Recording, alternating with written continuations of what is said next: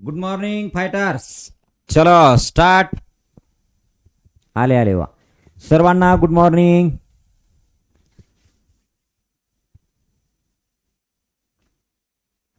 Notebook आणलं का सर्वांना? आज नोटबुक आपल्या गणित या विषयाचं सर्वांना नोटबुक सोबत आणायचं आहे. ओके, आपण एक पहिला चॅप्टर गणिताचा घेणार आहे, त्याच्यानंतर मग तिकडे जाणार आहे. कुठे? रिझनिंग कडे. ओके, हा चला आता एकदा सिलेबसमध्ये आपण जो पहिला युनिट ॲनालिसिस केलता बघा. पहा आता हे रिझनिंगचा पार्ट खूप मोठा आहे, त्याला व्यवस्थित घेऊत आपण प्रॉपर. आणि इकडचा जो पार्ट आहे हा फक्त 20च मार्क आलाय आपल्याला मॅथचा. आवाज येतोय क्लिअर? ओके, हा अजून आला नाहीत बघा बरेच जण. चला तर याच्यामध्ये जो पहिला पार्ट दिला ना, रॅशनल अँड इरॅशनल नंबर्स, फक्त रॅशनल अँड इरॅशनल नंबर्स दिले. त्याच्यावरचे आपल्याला असं नाही म्हटलं की ऑपरेशन्स काय आहेत. मग रॅशनल अँड इरॅशनल नंबर्सलाच आपण काय म्हणतो, तर त्याला म्हणतो आपण परिमेय अपरिमेय संख्या. काय म्हणतो? परिमेय अपरिमेय संख्या. ठीक आहे, तर हा रॅशनल इरॅशनल नंबर्स हा जो चॅप्टर आहे हा आपण क्लिअर करूयात. आता मी तुम्हाला रिझनिंगचा आपण म्हणजे टोटल ॲनालिसिस केलं ना आपण ह्याचं सिलेबसचं. हा सरफेस एरिया व्हॉल्यूम पर्यंत आपण आलो होतो, बरोबर आहे. मग आज आपण याच्यातला पहिला जो चॅप्टर आहे तो पहिला चॅप्टर आपण स्टार्ट करूयात. चला आता सिलेबसला सुरुवात झाली बघा. हा जे तुमचे मित्र बाकी असतील त्यांना सांगा आता की आजपासून सुरुवात झालेली आहे. त्यांना आपली लिंक पण शेअर करत चला. त्यांना व्हिडिओ यूट्यूबचे जे आहेत ते यूट्यूबचे व्हिडिओ तुम्ही त्यांना दाखवू शकता डेमो लेक्चर म्हणून, किंवा आपल्या ॲपमध्ये बाळांनो इथून मागे जे आपण डेमो बेसिक लेक्चर घेतलेत ना, तर ते बेसिकचे लेक्चर जेवढे आहेत तेवढे तुम्ही डेमो म्हणून बघू शकता. त्याच्यामध्ये आपण ॲपमध्ये डेमो मॅथ्स लेक्चर म्हणून लिहिलेले बघा, maths demo lecture, Marathi English demo lecture, तर ते कुणी बघू शकतं त्याला. ठीक आहे, यस ओके झालं का? हां आता याच्यामध्ये पहा आपला जो पहिला चॅप्टर आहे ज्याचं नाव आहे परिमेय अपरिमेय संख्या. काय नाव आहे? परिमेय व अपरिमेय संख्या. आता व्यवस्थित लिहा. आता ऑलरेडी मी याचा कन्सेप्ट क्लिअर केला आहे बघा बेसिकमध्ये. परिमेय अपरिमेय संख्या आणि याचा हा भाग 1 असेल. जो आपण घेतोय ना तो भाग 1 असेल, भाग पहिला म्हणजे लेक्चर पहिला असेल. याचं कदाचित 2 पण लेक्चर होऊ शकतात याच्यावर, म्हणून मी भाग 1 म्हटला परिमेय संख्येवरती. ठीक आहे, चला आता याच्यामध्ये सगळ्यात पहिले पेन बाजूला ठेवा, काहीच लिहू नका, फक्त समजून घ्या काय म्हणतो मी. सांगा मला याचं उत्तर सांगा. मी जर म्हटलं वर्गमुळात 4 तर याचं तुम्ही वर्गमूळ काढू शकता की नाही? ओके, ह्याचं वर्गमूळ काढू शकता की नाही? बरं यालाच काय म्हणतो आपण, एकदा इथं लिहा ना, rational and irrational number. Rational and irrational number. ठीक आहे, हा पहा आता rational and irrational numbers.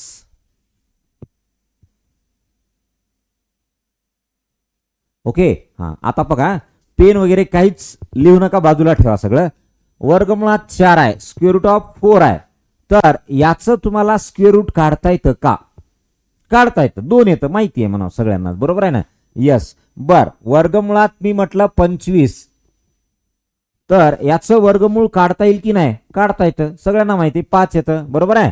Yes. समजा म्हटलं 36 काढता येतं. समजा म्हटलं 225 तर 15 येतं. 400 म्हटलं तर 20 येतं. आणि 900 म्हटलं तर 30 येतं, बरोबर आहे? आणि 625 म्हटलं तर 25 येतं. म्हणजे याचा अर्थ या सगळ्या संख्यांचं वर्गमूळ काढता येते. ठीक आहे, म्हणजे काय? या सगळ्या संख्यांचं वर्गमूळ काढता येते. राईट? यस. या जेवढ्या संख्या दिल्या आहेत या सगळ्या संख्यांचं वर्गमूळ तुम्हाला काढता येते. बर मग आता मला हे सांगा, पहा आता मी काय म्हणतो एक वाक्य. ज्या संख्यांचं वर्गमूळ आपल्याला काढता येतं, पहा ज्या संख्यांचं वर्गमूळ आपल्याला काढता येतं त्यांना म्हणायचं परिमेय संख्या. आत्ताच लिहू नका, मी व्यवस्थित लिहून देतो याला, फक्त अगोदर समजून घ्या. ज्या संख्यांचं वर्गमूळ आपल्याला काय होतं? काढता येतं, त्या सर्व संख्यांना म्हणायचं परिमेय संख्या. त्या सर्व संख्यांना काय म्हणायचं? परिमेय संख्या. ज्या संख्यांचं वर्गमूळ आपल्याला काढता येतं त्या सर्व संख्यांना म्हणायचं परिमेय संख्या. काय म्हणायचं? परिमेय संख्या. ठीक आहे. दुसरं पहा आता दुसऱ्या सेक्शन मध्ये काय लिहितो मी. समजा तुम्हाला म्हटलं घनमुळामध्ये इथं म्हटलं समजा 27. घनमुळात काय? 27. तर 27चं घनमूळ काढता येतं. 27 कोणाचा घन आहे? 3चा. मग त्याचं क्यूब रूट आलं 3. ओके. यस. त्याच्यानंतर पहा क्यूब रूट ऑफ 125 काय येतं? 5. क्यूब रूट ऑफ 512 8 येतं. बरोबर आहे. क्यूब रूट ऑफ 1000 काय येतं? 10 येतं. म्हणजे यांचं आपल्याला क्यूब रूट काढता येतं. बरोबर आहे. मी अजून एक सिरीज लिहितो, लक्षात राहू द्या. समजा मी म्हटलं 4th रूट ऑफ 16 तर याचा आन्सर 2 येतं. म्हणजे 2चा जर आपण चौथा घात घेतला टू दी पॉवर 4 लिहिलं तर याचा आन्सर बघा 16 येतं. बरोबर आहे. मग 16चा जर मी 4th रूट घेतला तर याचा आन्सर 2 येतं. हे असं इंटर कन्व्हर्जन आहे. बरं, दुसरं महत्वाचं काय माहिती आहे? हे फक्त 2 आणि 3 ची सिरीज आपल्याला माहित पाहिजे. मी नंतर लिहून देईन तुम्हाला 2 आणि 3 ची सिरीज. बरं, कारण 2 आणि 3 ची सिरीज आपल्याला याच्यामध्ये आलेली आहे. मग चला आता 4th रूट ऑफ 16 काढता येतं. समजा 5th रूट ऑफ 32 असेल तर ते उत्तर काढता येतं. 6th रूट ऑफ 64 असेल याच्या डबल डबल करत जायचं आणि इकडे एक एक एक एक संख्या वाढवत जायचं. सगळ्यांचं आन्सर त्यात 2 येतं. ह्याचं बी आन्सर 2 येतं, याचं पण 2 येतं, याचं पण आन्सर 2 येतं. ती मी सिरीज लिहून देईन तुम्हाला. आता बघा काय म्हणतो. जर समजा दिलेल्या संख्यांचं घनमूळ, चौथं मूळ, पाचवं मूळ, सहावं मूळ, cube root, 4th root, 5th root, 6th root जर काढता येत असेल तर याला सुद्धा काय म्हणायचं? परिमेय संख्या म्हणायचं. याला सुद्धा काय म्हणायचं? परिमेय संख्या, रॅशनल नंबर म्हणायचं. परिमेय संख्या म्हणजे काय? रॅशनल नंबर है ना. If given number has perfect square root, cube root, 4th root और any root then it is said to be a rational number. Then it is said to be rational number. Okay. तर आता 2 कळाले. एक काय? ज्याचं square route काढता येतं त्याला आपण परिमेय संख्या, रॅशनल नंबर म्हणतो. ज्याचं cube root, 4th root, 5th route काढता येतं त्यांना सुद्धा आपण काय म्हणतो? रॅशनल नंबर म्हणतो. आणि महत्वाचा आता पुढचा पॉइंट पहा काय आहे. समजा बघा आता समजा इथे लिहितो. याचं तुम्हाला स्क्वेअर रूट काढता येतं का? नाही काढता येत. बर, समजा याचं काढता येतं का? नाही काढता येत. याचं काढता येतं का? नाही काढता येत. याचं काढता येतं का? नाही काढता येत. बरोबर आहे. बर, 49 आहे क्यूब रूट मध्ये, काढता येतं का क्यूब रूट? नाही काढता येत. बर, इथं 17 आहे 4th रूट मध्ये, काढता येतं का? नाही काढता येत. मग आता काय म्हणतो पहा. जर समजा आपल्याला दिलेल्या संख्येचं वर्गमूळ, घनमूळ किंवा चौथं मूळ कोणतंच मूळ काढता येत नसेल है ना. If given number has no perfect square root, cube root और 4th रूट और any root then it is said to be a irrational number, अपरिमेय संख्या. काय म्हणायचं? इरॅशनल नंबर, अपरिमेय संख्या. यस, अपरिमेय संख्या. काय म्हणायचं त्याला? Irrational number. Irrational number. याला काय म्हणायचं? Rational number.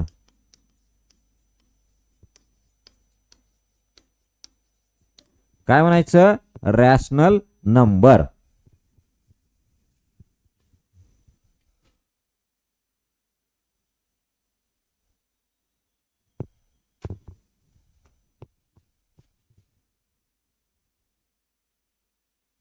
बघा काय म्हटलं मी. ज्या संख्यांचं वर्गमूळ काढता येतं, चौथं मूळ काढता येतं, घनमूळ काढता येतं, कोणतंही मूळ काढता येतं त्याला म्हणायचं परिमेय संख्या. आणि ज्यांचं आपल्याला वर्गमूळ, घनमूळ कोणतंच मूळ काढता येत नाही त्याला म्हणायचं अपरिमेय संख्या. ठीक आहे. बर, अजून पुढे हे एक झालं. अजून थांबा. एक झाला. इथपर्यंत हे वेगळा, इथपर्यंत हे वेगळं. चला आता समजा स्क्वेअर रूट ऑफ -25 आहे तर याचा आन्सर आपल्याला काढता येईल का?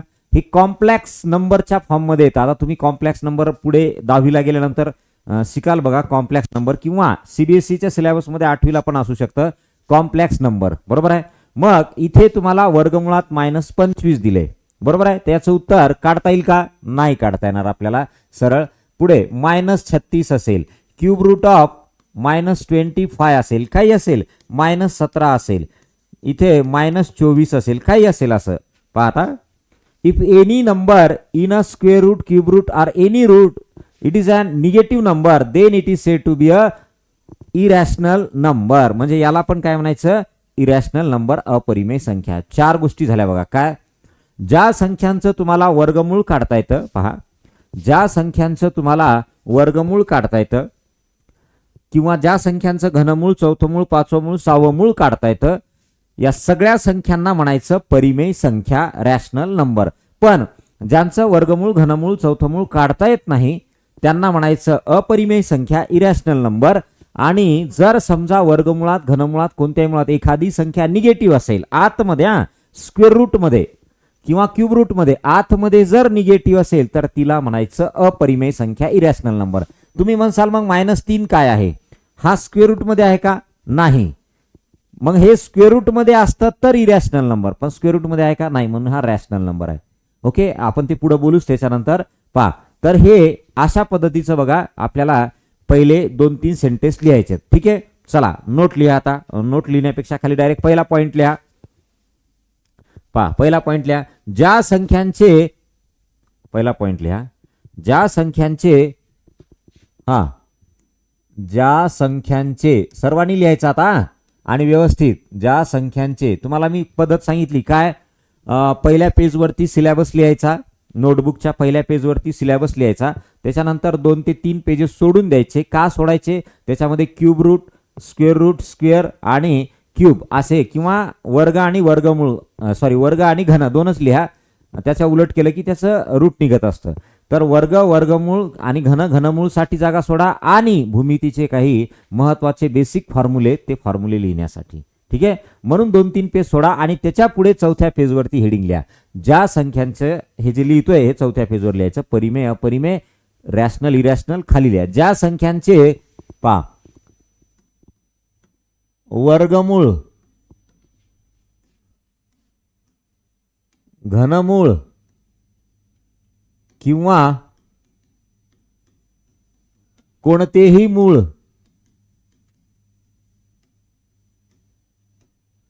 काढता येत नसेल,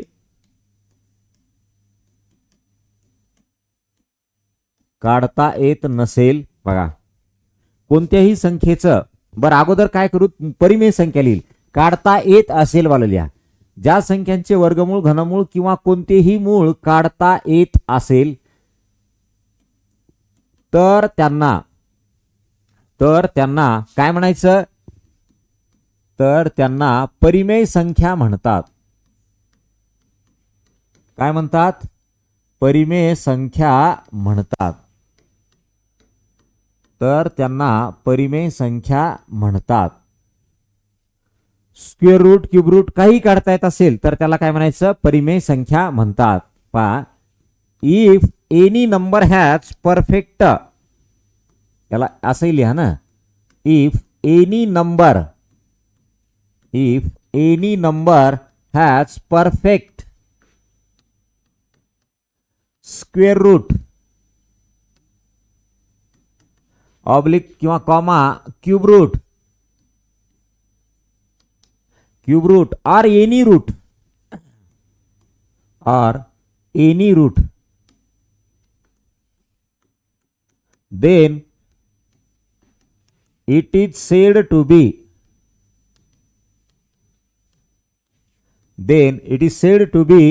काय म्हणायचं त्याला? Rational number. Rational number.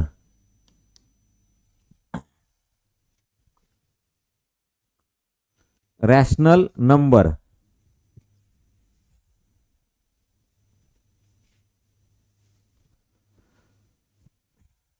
चला लिहिलं का? बर, आता याचं एक्झाम्पल लिहित चला खाली. एक्झाम्पल काय पहा, एक्झाम्पल असा आहे. एक्झाम्पल, ज्यांचं आपल्याला स्क्वेअर रूट काढता येतं, बघा, 49, 100, क्यूब रूट 27,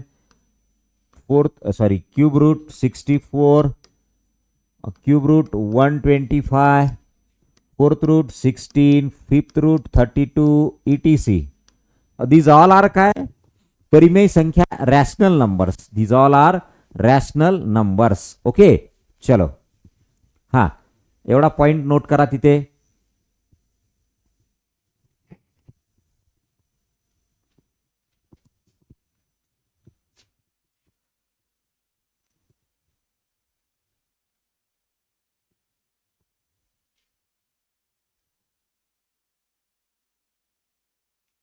चला, झालं का?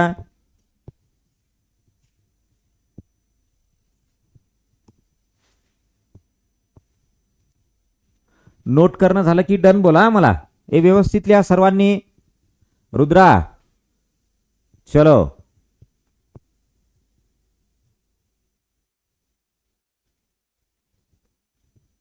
झालं की डन बोला.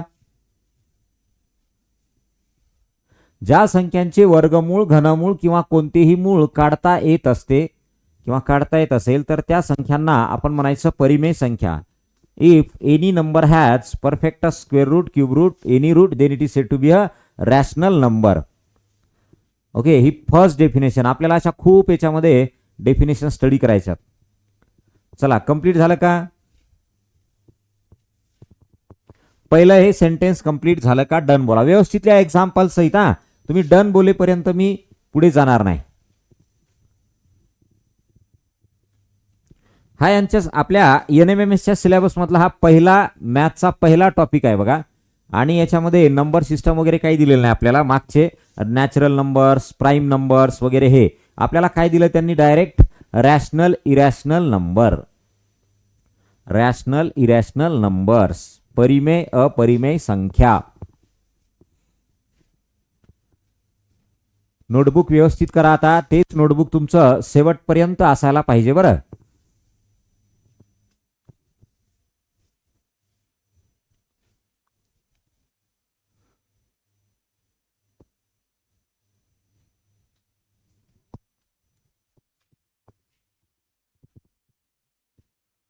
चला, कंप्लीट.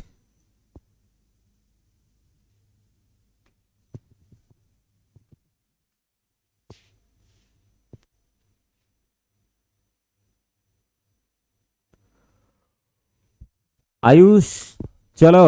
विराट कोहली फॅन. अरे विराट कोहली फॅन झाला ना आता. आता काय राहिला? IPL संपला. चलो, झालं का? तुझा विराट कोहली पुढच्या वेळेस मॅच नाही खेळणार असं वाटतंय मला. का खेळतो का आहे की? चला, झालं. बर, आता याच्यामध्ये मी पुढची एक डेफिनेशन काय लिहितो पहा. चला, सर्वांनी डन बोलत चला, म्हणजे मला कळेल की बा यांचं झालंय. यस आयुष महाराज. हा, सकाळी थोडं लवकर उठा ना. काही जण उठणाच चाललेत बघा. डन. बर, आता पुढचं पहा काय म्हणतो डेफिनेशन. ज्या संख्यांचे वर्गमूळ, कॉमा घनमूळ किंवा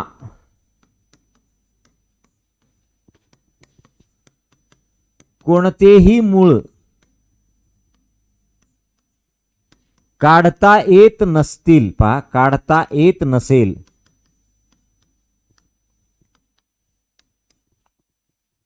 काढता येत नसेल तर त्यास अपरिमेय संख्या म्हणतात. त्यास अपरिमेय संख्या म्हणतात. चलो, अपरिमेय संख्या म्हणतात. ठीक आहे, पहा आता त्याला काय म्हणायचं? अपरिमेय संख्या. बर, मग आता याला मी असं म्हणू शकतो का? बघा, if any number has no perfect square root, oblique cube root or any root, then it is said to be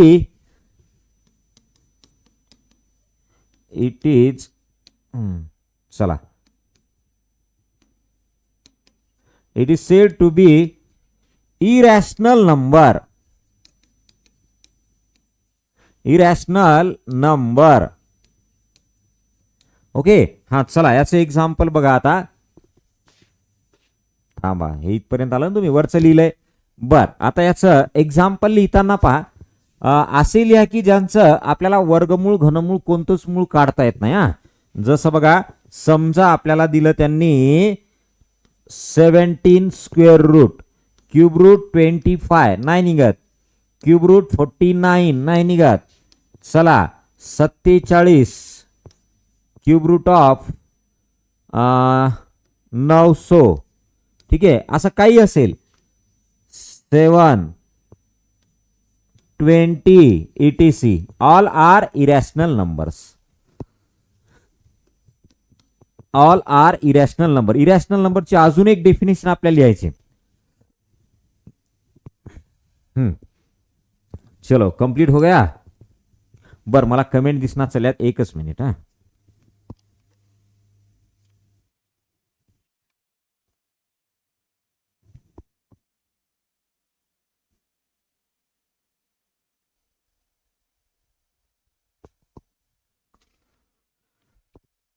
चलो. हा, कंप्लीट लिहा. आता व्यवस्थित नोट करा. आपल्याला हा जो पार्ट आहे हा शेवटपर्यंत आपल्याला कामाचा आहे. बुक मध्ये असं दिलेलं नाही. बुक मध्ये ए भागिले b it is an irrational number when b is not equal to 0. संपली त्याची डेफिनेशन, एवढंच दिलंय. परंतु प्रॉब्लेम मध्ये आपल्याला अशा पद्धतीचे क्वेश्चन येतात. मग त्यावेळेस आपल्याला हे कन्सेप्ट मात्र कामाचे येतात. आलं लक्षात? हे फार गरजेचं आहे.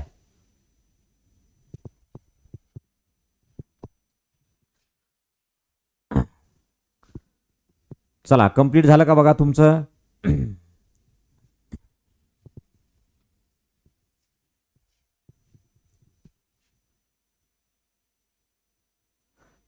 कंप्लीट. हा, बर. आता याच्या पुढे अजून एक याला आपल्याला डेफिनेशन लिहायची, पहा काय आहे. आणि मग आपण जाणार जी बुक मध्ये छोटीशी डेफिनेशन दिली तिकडे. का? कारण त्या डेफिनेशन वरती तुम्हाला हे प्रॉब्लेम नाही सॉल्व्ह होत. फक्त एक तेवढा कन्सेप्टच कळतो, पण तोही कन्सेप्ट इनकम्प्लीट आहे. ऍक्च्युअल कन्सेप्ट इथून स्टार्ट आहे, तो भाग आहे याचा. ओके, आपण पुढे बघू काय आहे. चला, झालं का हे कंप्लीट? सर्वांचं नोट करणं झालं? बर, आता मी पुढचा एक पॉइंट लिहितो. काय पॉइंट आहे पहा.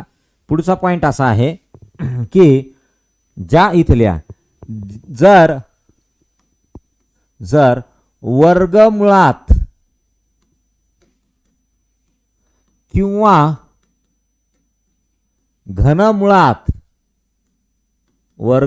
किंवा घनमुळात एखादी संख्या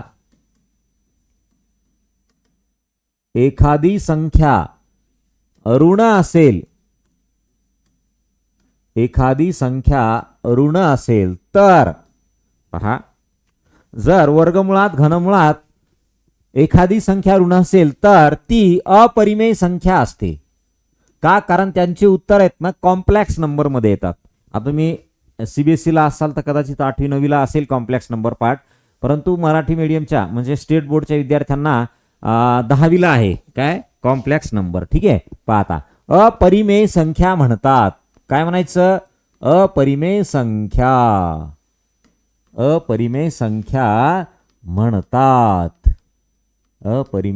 म्हणतात. If any negative number under the square root, if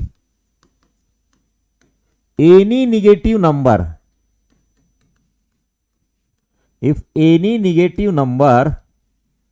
under square root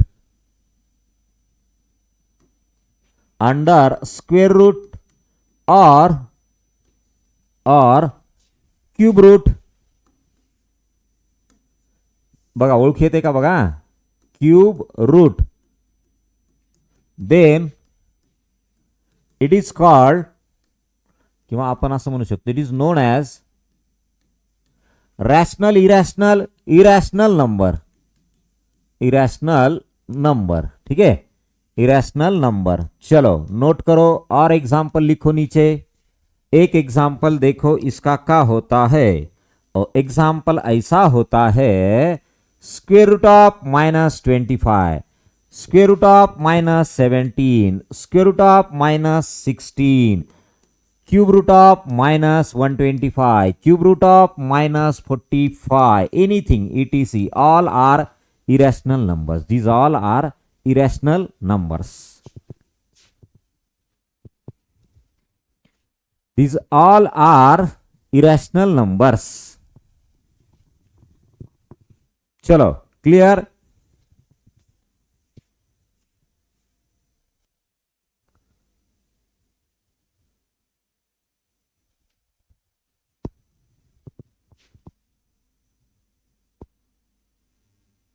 हाँ डन बोलो.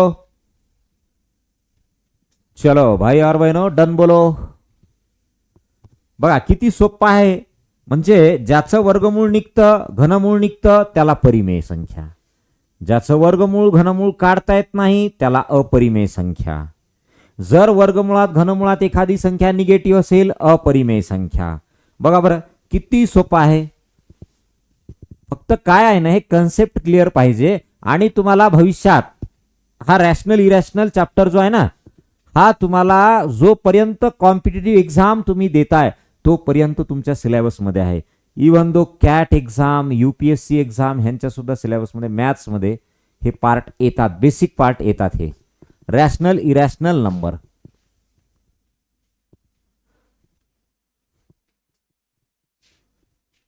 Rational irrational number.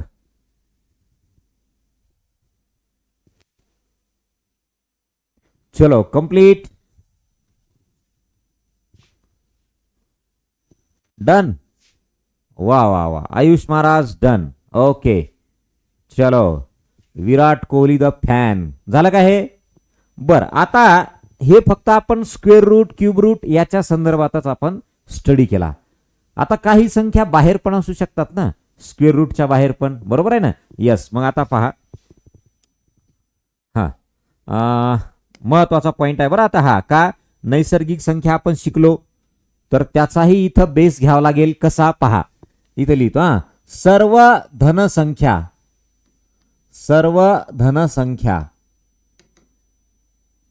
सर्व धनसंख्या ह्या परिमेय संख्या असतात किंवा परिमेय संख्या आहेत. No problem. सर्व धनसंख्या काय परिमेय संख्या आहेत. महत्वाचा पहा आता परिमेय संख्या आहेत. आता मग तुम्ही म्हणसाल निगेटिव्ह नंबर्स म्हणजे ऋण संख्या काय परिमेय नाहीत का. त्या पण परिमेय आहेत पण त्याच्याबद्दल एक सेंटेन्स बोलायचं आहे आपल्याला. पहा परिमेय संख्या आहेत मग इथे लिहू शकतो आपण all positive integers are, all positive integers are rational numbers, rational numbers. All positive integers are rational numbers. All positive integers are rational numbers. All positive integers are rational numbers. बघा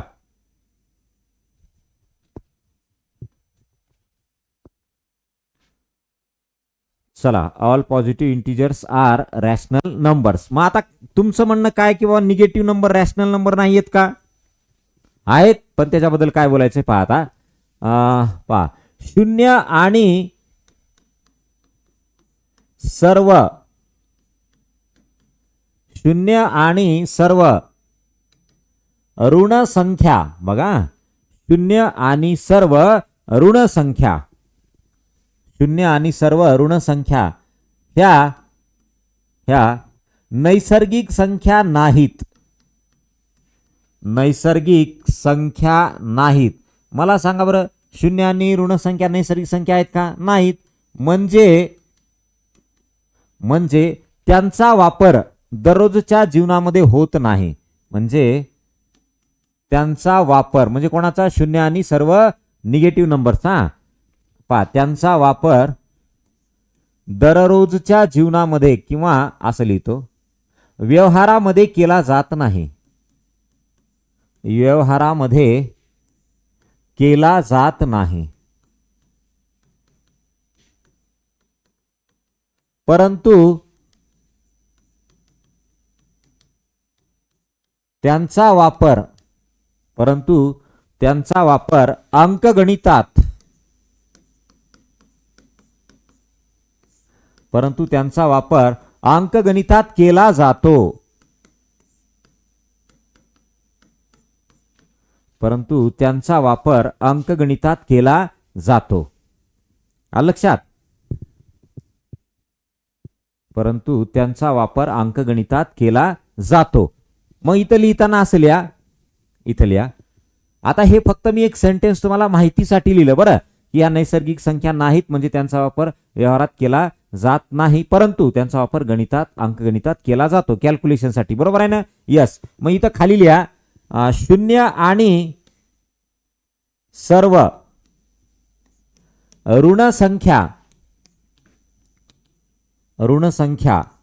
ह्या परिमेय संख्या आहेत बघा मी काय लिहिलं पुढं ह्या परिमेय संख्या आहेत नैसर्गिक नाहीत पण परिमेय संख्या आहेत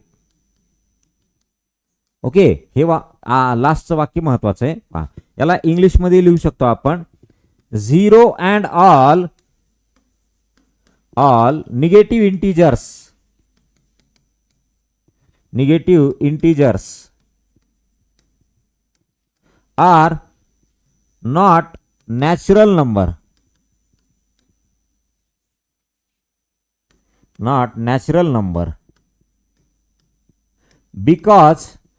because they are not used in our daily life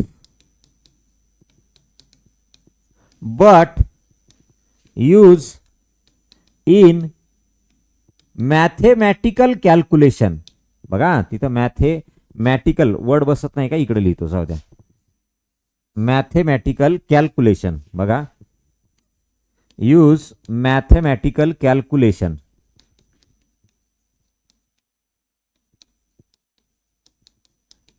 mathematical calculation okay so zero and all negative integers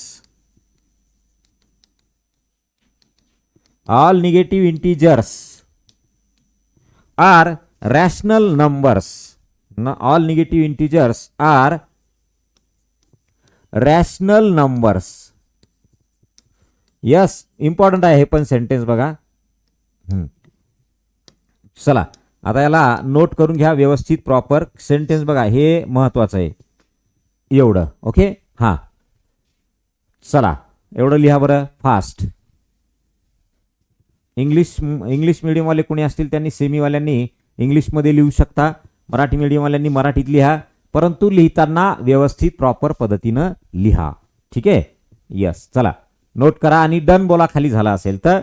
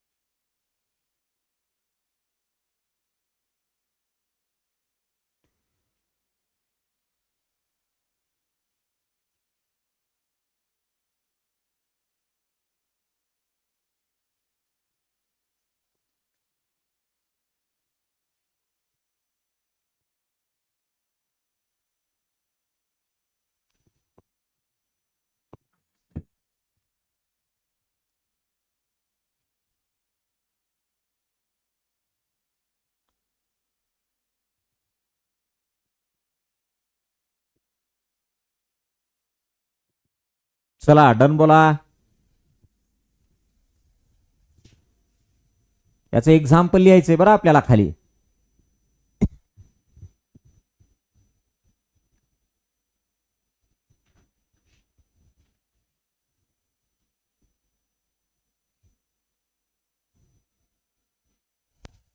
झालं का लिहिणं नोट करताना काय करायचं व्यवस्थित फास्ट नोट करत चालायचं आज याचा पूर्ण थेअरी पॉइंट क्लिअर झाले की मग अजून कोणता याच्यावरती प्रॉब्लेमॅटिक प्रॉब्लेम म्हणजे पार्ट आहे का बघूत आणि त्याचे प्रॉब्लेम्स काय असतात सॉल्व्ह करूत. कशा प्रकारचे प्रॉब्लेम याच्यावरती येतात ते पण बघूत है ना. याचे टाइप्स पण आहेत बरं. Positive rational numbers, negative rational numbers, decimal rational numbers. पण त्या डेसिमलला आपण जनरली रॅशनल नंबरच म्हणतो कारण बुकमध्ये तीच एक डेफिनेशन दिलेली आहे. बुकमध्ये रॅशनल इरॅशनलच्या 2 डेफिनेशन दिल्यात.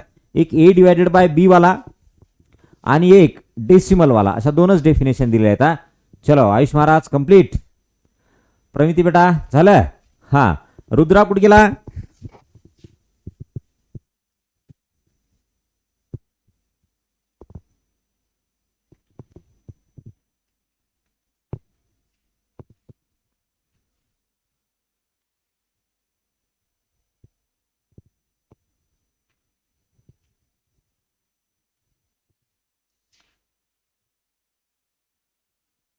चला कंप्लीट झालं का?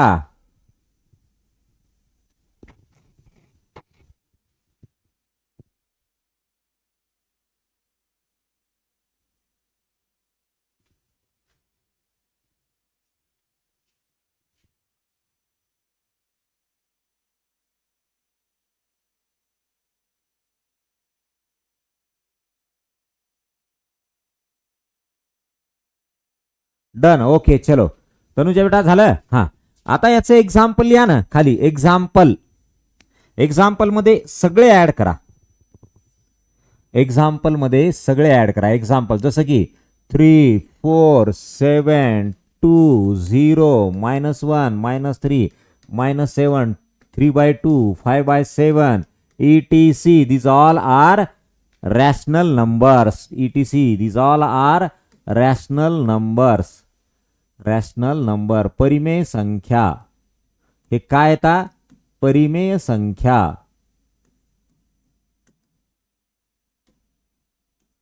दिस ऑल आर परिमेय संख्या, रॅशनल नंबर्स.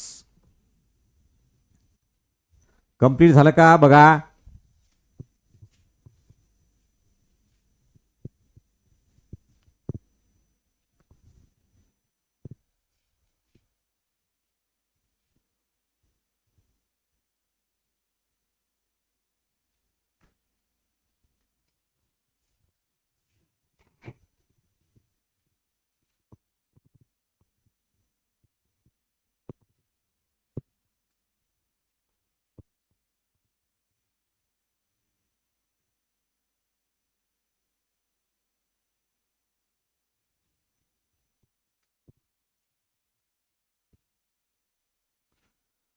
चला कंप्लीट. आता पहा महत्वाचा पॉइंट काय आहे. एक आता जी बुक मध्ये आपल्याला डेफिनेशन दिली ना 2 पैकी फर्स्ट डेफिनेशन ती काय आहे पहा. ए इथल्या ए डिवायडेड बाय बी. पहा आता ए डिवायडेड बाय बी ही परिमेय संख्या आहे. ही परिमेय संख्या आहे जेव्हा, पुढं महत्वाचं आहे, जेव्हा बी ची किंमत काय नको, 0 नको. अशी आपल्याला ही डेफिनेशन बुक मध्ये दिलेली आहे बघा.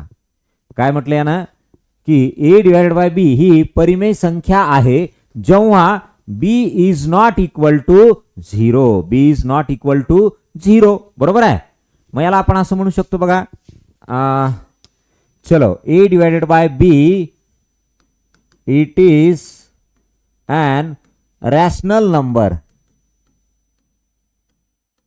Rational number when b is not equal to 0. म्हणजे काय बाळांनो, त्या बी ची किंमत तुम्ही काय नको ठेवायला, 0 नको ठेवायला. बरोबर आहे. बी ची किंमत 0 नाही ठेवली पाहिजे. म्हणजे बी च्या जागी 0 च्या व्यतिरिक्त काही ठेवा, ती तुमची काय होते, परिमेय संख्या होते, रॅशनल नंबर होते. But if you put b equals to 0 then it is an irrational number. बरोबर आहे. मग यानं काय म्हटलंय किंवा बी इक्वल टू 0 नको, बीच्या 0 बी इक्वल टू 0 च्या व्यतिरिक्त काही ठेवा, निगेटिव्ह नंबर ठेवा, पॉझिटिव्ह नंबर ठेवा, काही ठेवा, ती तुमची परिमेय संख्या होते. बरोबर आहे. मग एक्झाम्पल पाहता. समजा मी असं लिहिलं ए डिवायडेड बाय 0 च्या व्यतिरिक्त काही ठेवलं तर परिमेय, पण मी जर 0च ठेवलं तर अपरिमेय होते, बरोबर आहे. झिरोच ठेवलं तर काय अपरिमेय होते, बरोबर आहे. वाटल्यास लिहायचं ते एक सेंटेन्स ऍड करा, थांबा पहा तिथं असेल या. ए डिवायडेड बाय बी ही अपरिमेय संख्या आहे. अपरिमेय संख्या आहे. अपरिमेय संख्या आहे जेव्हा बी इक्वल टू 0. जेव्हा बी इक्वल टू 0. सर आमची शाळा होयो. कस काय 7 ला कस काय आयुष, एवढ्या लवकर कस काय शाळा 7 वाजता? का 7 ला निघावं लागतं तुला? ठीक आहे, पहा आता अपरिमेय संख्या असते जेव्हा बी इक्वल टू 0. म्हणजे तुम्ही बी जर ठेवला 0 तर ते काय अपरिमेय संख्या. इथं लिहिताना असं लिहा A divided by B it is an irrational number. Irrational number when पहा b equal to 0. It is an irrational number when b equal to 0. ए बाळांनो, तुमची शाळा 7 ला असते म्हणजे 7 ला निघावं लागतं का? घरून निघावं लागतं म्हणजे 8 ला असेल ना शाळा, एवढ्या लवकर कसं काय?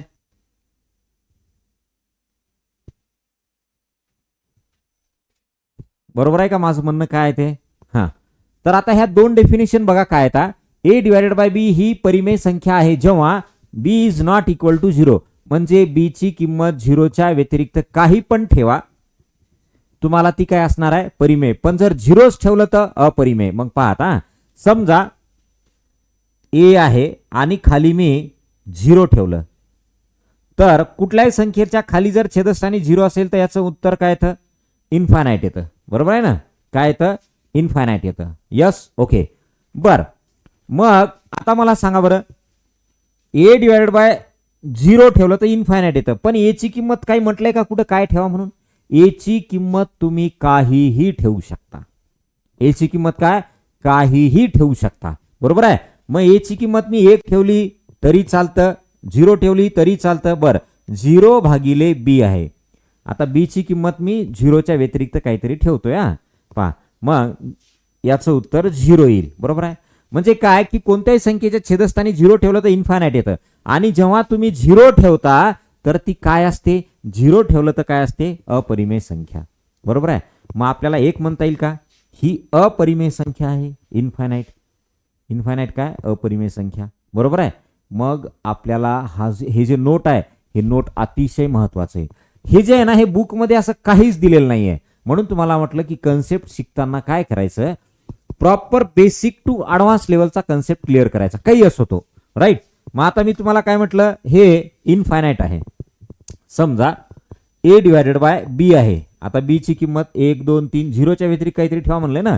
बरं ठेवलं, पण मी एक जर 0 ठेवला तर, आणि याचं उत्तर काय? बी ची किंमत 2 3 काहीतरी ठेवली त्याचं उत्तर 0 येतंय. बरोबर आहे. मग 0 काय झाली? परिमेय संख्या.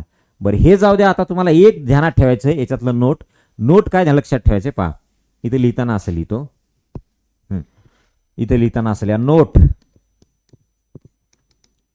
नोट असं लिहा 0 ही परिमेय संख्या असून, ही परिमेय संख्या असून, लक्षात राहू द्या आता इथून पुढे परिमेय संख्या असून, याचं नाव काय बाळांनो? इन्फायनाइट. इन्फायनाइट है ना? ओके. तर इन्फायनाइट असून, इन्फायनाइट ही अपरिमेय संख्या आहे. बघा आपण कुणीकडून कुणीकडे गेलो. याला म्हणतात कन्सेप्ट बेसिक टू ॲडव्हान्स. संख्या आहे. मी डायरेक्ट तुम्हाला हे मांडलं का बोर्डवर? नाही. बुकमध्ये काय दिलं? वेगळंच काहीतरी दिलंय. आणि मी बऱ्याच याच्यावरही बघलो, युट्यूबलाही लेक्चर बघलो बघा बऱ्याच जणांचे. तर तिथं काय सांगतात माहितीये, जी संख्या ए डिवायडेड बाय बी या फॉर्म मध्ये मांडता येत नाही त्याला अपरिमेय संख्या म्हणतात. काय कळतं या वाक्यावरून? मी काय म्हटलं बघा, ज्या संख्या ए डिवायडेड बाय बी अशा प्रकारे या फॉर्मॅटमध्ये लिहिता येतात त्यांना परिमेय संख्या म्हणतात. काय कळालं या वाक्यावरून? कळालं का? नाही कळालं. बरोबर आहे ना? मग मी जे आता एक तासापासून सांगतोय की बा वर्गमूळ काढता येत असेल, घनमूळ काढता येत असेल तर काय म्हणायचं, परिमेय संख्या. सरळ साध्या सोप्या भाषेत. बरोबर आहे. मग याला असं तोडून तोडून सांगा ना, तोडून तोडून. आपण कसं तोडून तोडून सांगत आलोय बघा. बरोबर आहे. मेन मुद्दा हाच दिलाय बुकमध्ये डायरेक्ट, पण आपण ते नाही, याच्या मागे गेलो, त्याच्या मागे त्याचे इतिहास शिकत आलो पूर्ण, आणि मग इथं सांगितलं, आणि इथं सुद्धा तुम्हाला अनालिसिस करून दिलं. 0 ही परिमेय संख्या, तर इन्फायनाईट ही अपरिमेय संख्या. आलं लक्षात.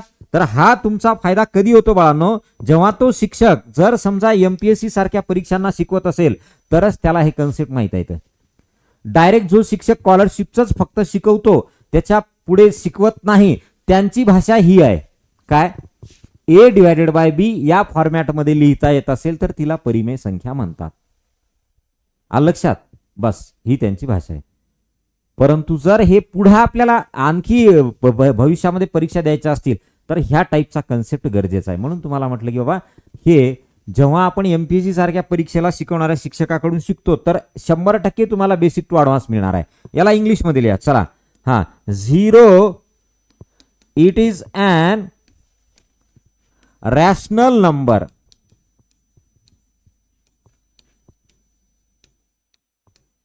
but infinite it is an irrational number, किंवा डायरेक्ट लिहू शकता but infinite is irrational number.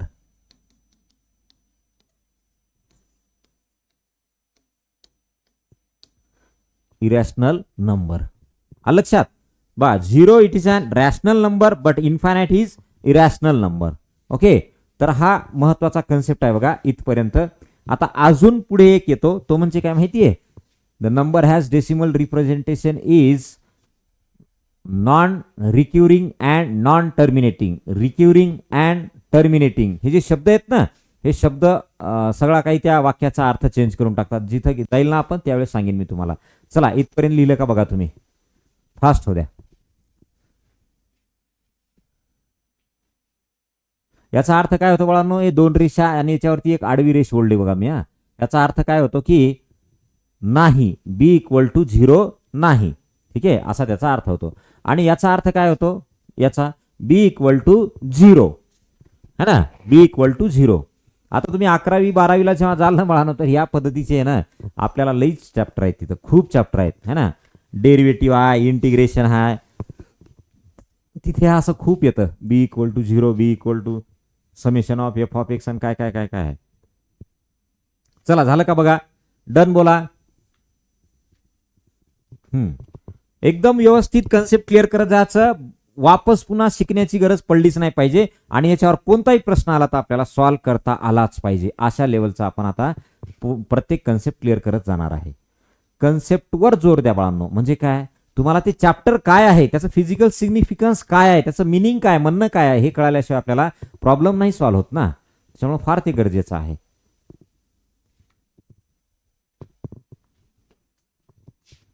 झालं का बघा.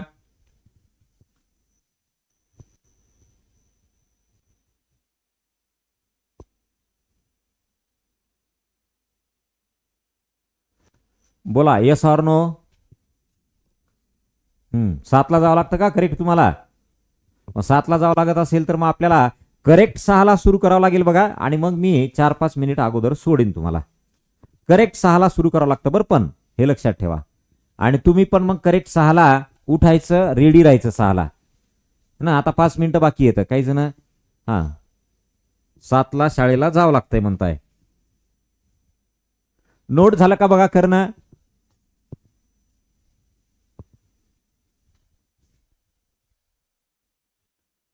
चलो व्यवस्थित.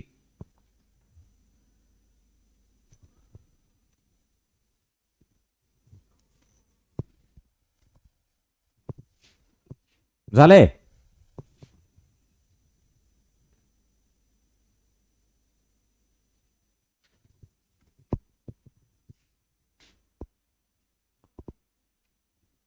डन.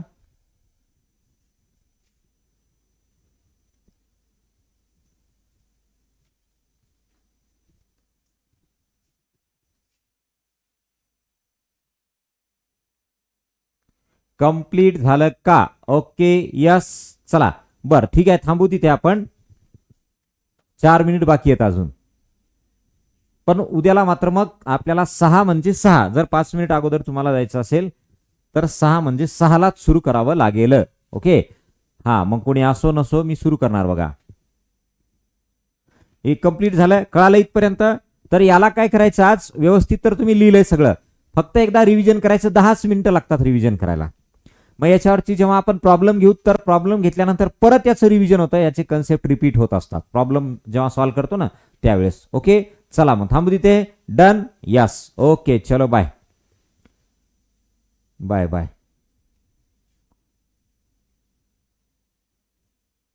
यस, डन, ओके, चलो, have a nice day, thank you.